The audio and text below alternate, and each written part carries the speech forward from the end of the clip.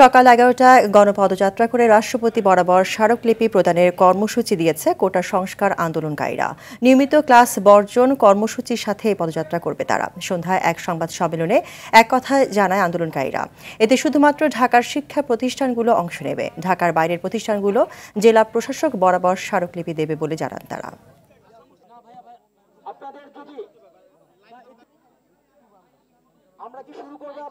সকাল 11টায় গণপদযাত্রা এবং রাষ্ট্রপতি বরাবর স্মারকলিপি প্রদান সকাল 11টায়। অন্যদিকে আমাদের এই গণপদযাত্রা এবং স্মারকলিপি রাষ্ট্রপতি বরাবর সেটি শুরু হবে ঢাকা বিশ্ববিদ্যালয় সেন্ট্রাল লাইব্রেরির সামনে থেকে, অর্থাৎ এই জায়গাটি থেকে।